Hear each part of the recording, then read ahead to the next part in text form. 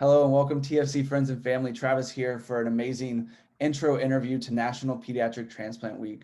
We have pediatric nephrologist Dr. Danielle Ranch with us from the UT Health San Antonio and University Hospital. And he's going to share with us about just kind of his life, his transplant journey, and why he's a part of this whole kind of organization that we have in San Antonio around Transplant Life. So thank you for being with us, Dr. Ranch. We're excited to Be talk here. with you today. So what is it that got you into the transplant world? What is it that motivated you to do something that is seemingly so difficult? Once again, thank you for inviting me. I'm happy to be here. I didn't, have a plan to go directly into transplant medicine, although I'm extremely happy to be where I am now. Starting out during my medical training, I eventually knew I wanted to take care of kids to try and make them better and give them a chance at having a normal life, especially our kids who are dealing with chronic illness. And entered the nephrology field because I really enjoyed the science and the medicine. And then as I came into the field, learning about how to take care of kids with kidney failure and transplantation, that really piqued my interest. Um, and then, but yeah, so it's just such a complex yet special population, and one of those where we really have the chance to make them better and give them a chance to have a really fulfilling life going forward. That's amazing. And I know I didn't say I was going to ask you about this, but I heard that there's a really cool transplant story with you and your wife. Can you share on that a little bit? Glad you snuck that in. So, yes, I am actually fortunate to be a living organ donor myself. Um, Back when my wife and I were in medical school, she unfortunately was diagnosed with a kidney disorder called IgA nephropathy and eventually progressed to renal failure. But we were lucky to be in a place where we had great support and were able to get evaluated for living kidney donation. I was also lucky to be a match. And I'm happy to say that we had a successful kidney transplant course and actually celebrated 11 years now post transplant, and both of us are doing well. So That's incredible. It's amazing that it just thanks. worked out like that, that you were a match. So moving forward into your practice, would you mind sharing a story that has really resonated with you or an event that really stands out in your time as a pediatric nephrologist? Absolutely. And I guess this isn't a completely unique story. It's probably pretty common in pediatricians who take care of kids with chronic illness. One of my patients, a young, very beautiful baby girl, whose care I took over when she was just a few months old, um, and had a pretty rough course initially, trying to survive the course from being diagnosed with severe kidney disease and then kidney failure as an infant, and then going or I guess traversing the adventure with her and her family to get her to a place where she was finally healthy enough for kidney transplant, and then eventually seeing her successfully transplanted by a living donor, by the way, which is a super addition to the story. Um, it's just so gratifying to be able uh, um, to go through that adventure with the patient and family and have them succeed.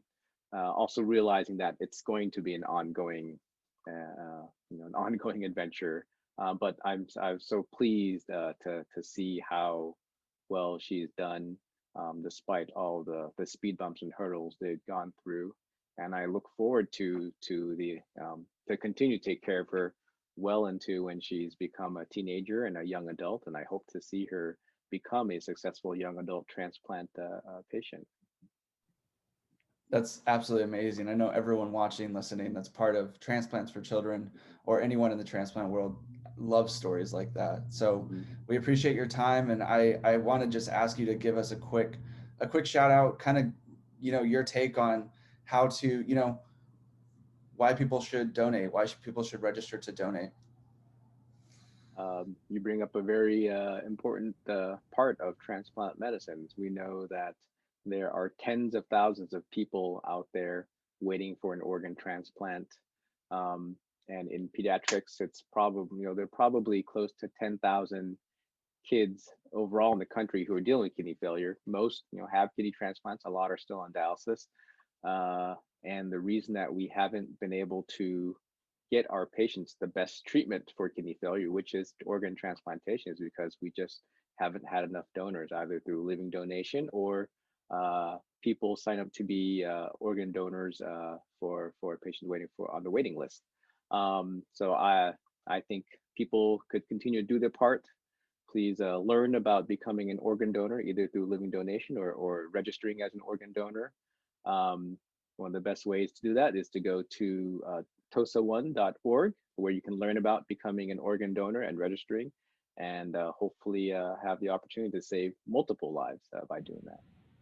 That's awesome. Thank you so much for joining us. Have a great day. Thank you very much. I guess.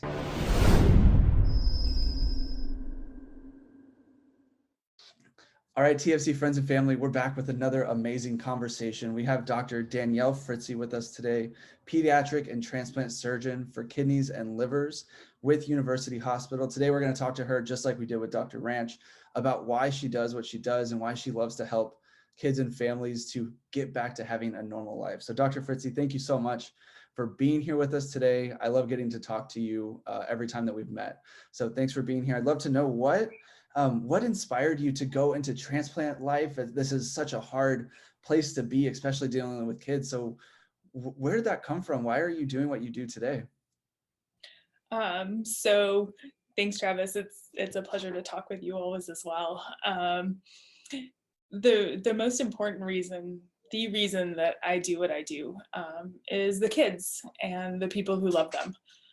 It's always seemed wrong to me that kids should have organ failure, that can be life-threatening, that kids who should be outside catching bugs or riding bikes or playing video games are instead spending that time in the hospital or at dialysis. And so, well, kids shouldn't have organ failure. Some do. And for many, transplantation can offer a way through that. And as a transplant surgeon, it brings me so much joy to be able to be a part of that moment where it all changes and a different future becomes possible for that child and for that family. So I've been lucky enough to know many of these kids, babies, teenagers, everybody in between, kids who are sweet or really funny, smart, kind, and they're all incredibly brave and tough in their own ways. So getting to see first steps or hear about sporting events and graduations after transplant, kids being able to be kids, that's my reason. And then there are the parents and the grandparents and the siblings who worry about them and fight for them and love them and would go to the ends of the earth to protect them. And those people are these people are my reason. And then there's the donors who truly make transplantation possible. Living donors who are willing to literally give a part of themselves to donate a kidney or a part of their liver, bone marrow to help a child. Maybe it's a child they know, maybe it's a child they've never met. And then people who register to be organ donors after their death to save the lives of total strangers. So they're also my reason. I think pediatric transplantation brings together some of the very, very best parts of humanity. The incredible generosity of donors, the love and devotion of parents, and the overall awesomeness of transplant kids. So I get to be inspired by these people every day, and I'm grateful to be a part of it all. That's absolutely beautiful. It sounds to me like pretty much every piece of this process is why you started. So I'd love to know, as you've done this for, I don't know how many years, you don't look more than like 35 to me. So there's, I have no idea how long you've been doing this, but I want to ask, has motivated you to keep going? Is there any story, is there anything in particular that stands out in your mind and your heart for those life-changing moments that you can pinpoint?